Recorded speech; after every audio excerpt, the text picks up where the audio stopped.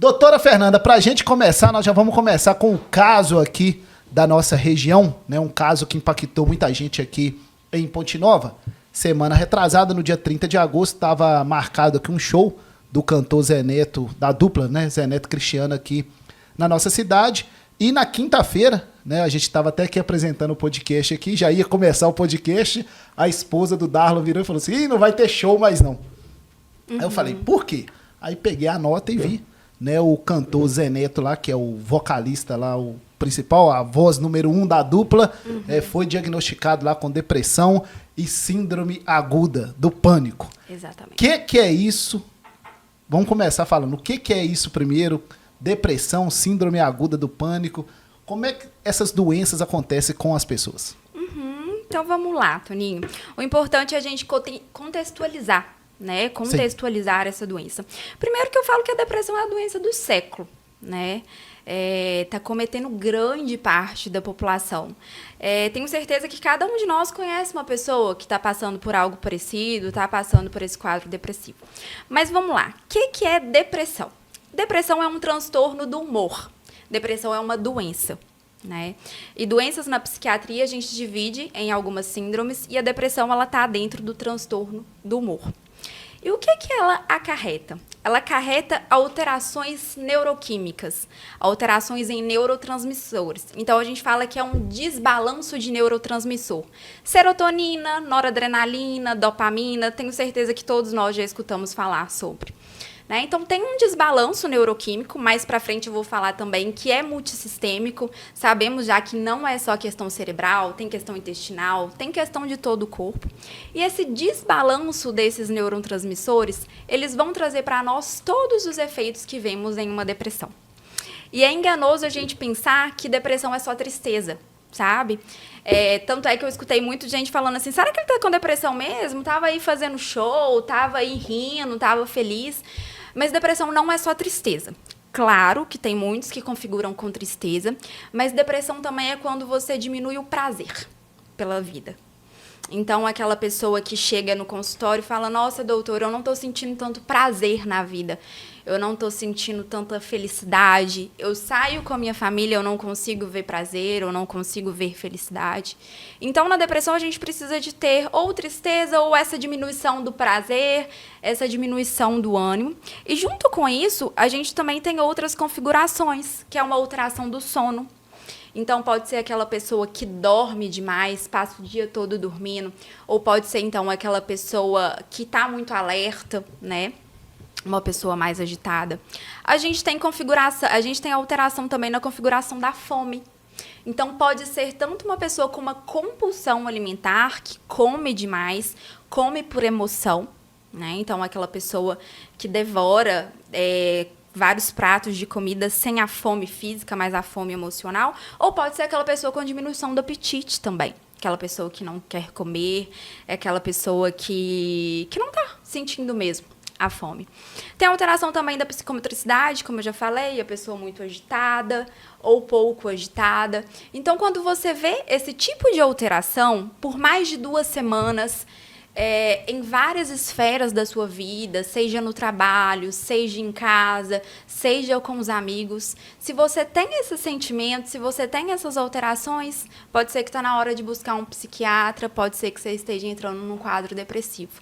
Então, eu sempre falo, sabe, com meus pacientes, se você está sentindo que não está bem, se você está sentindo que você está com aquela tristeza diferente, que não passa, arrastada, está na hora da gente acender um alerta. E a depressão veio e a síndrome aguda do pânico, isso é decorrente ou como é que funciona? Então, ele colocou, né, no comunicado depressão e a síndrome aguda do pânico ou síndrome do pânico. Podem vir juntas ou podem ser separadas, né? Quando a gente fala de síndrome do pânico, a gente já está passando mais para o transtorno ansioso. Né? Então, é aquela pessoa com a sintomatologia ansiosa. Mas a gente não consegue separar muito um do outro, sabe? Geralmente, o paciente depressivo ele tem sintomatologia ansiosa também. Tanto é que pode ser um dos sintomas da depressão, ansiedade, que é a depressão ansiosa. Então, é muito difícil a gente separar um do outro, sabe? E quando a gente fala de síndrome do pânico, Primeiro, a gente fala de crises de pânico. Né? O que é isso? Crise de pânico é quando um paciente tem uma crise ansiosa. Uma crise ansiosa muito forte, ele tem a sensação de que está perdendo o controle e não tem uma causa específica, sabe? Você pode estar em qualquer lugar, você pode estar num shopping, você pode estar no supermercado, você pode estar trabalhando e você tem uma crise ansiosa muito forte. Então, coração acelerado, palpitação, mão suando frio, pensamento muito acelerado, sensação de que pode enlouquecer. Isso tudo nós configuramos crise de pânico, né? E o nosso corpo sente isso tudo porque tem uma ativação do nosso sistema nervoso central que chama sistema nervoso simpático, né? Então, é aquela questão da luta ou fuga. É quando lá nos primórdios nosso organismo foi criado dessa forma para fugir mesmo, para fugir do perigo, sabe? Quando estavam lá na selva e viam uma onça, por exemplo. Opa, isso é um perigo para mim, eu tenho que fugir. Então, o nosso corpo, ele entende isso como um perigo, sabe? Então, no momento da crise de pânico, você pensa que você está em um perigo e o organismo, ele quer evitar aquilo a todo momento. E aí, isso a gente configura de crise de pânico. Porém, quando você tem essas crises com uma certa recorrência, você evita lugares. Por exemplo, eu tive essa crise no supermercado. E aí, seu cérebro, então, ele vai associar o supermercado a um perigo. E aí, você passa a evitar a ir ao supermercado, por exemplo, ou você passa a não sair de casa porque você não quer ter uma crise na rua, você não quer que outras pessoas vejam. Então, a partir do momento que você passa a evitar, né, para não ter essas crises, você muda a configuração da sua vida e tem essas crises com recorrência, a gente chama de transtorno do pânico. E aí, quando a gente fala sobre artista, né? Por exemplo, da dupla, né? Zé Neto e Cristiano é uma das principais duplas sertanejas hoje do Brasil. Arrasta aí multidões aí por onde passa. Tem um cachê aí de mais ou menos, em média, aí 500, 600 mil reais por show, fazendo então aí 20 shows por mês em média. Fatura aí mais de 10 milhões de reais. Tem uma vida muito boa. Jatinho para lá, avião para cá, tudo do bom e do melhor, e acontece isso com a pessoa.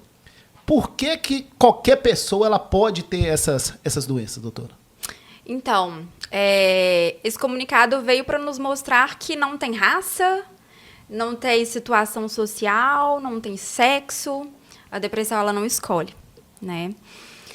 Tanto a depressão quanto os transtornos ansiosos. E tem estudos que trazem que são características genéticas e hereditárias, né?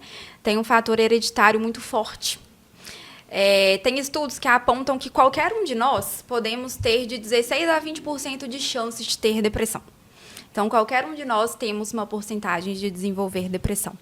E muito por conta dos fatores hereditários e genéticos. E a partir do momento que você desenvolve essa depressão, em um primeiro momento, a chance... Primeiro é importante a gente pontuar que depressão tem cura, tá? Depressão é uma doença que tem cura. Então, a partir do momento que você tem esse episódio depressivo, a chance de você desenvolver novamente são de 50% de chance.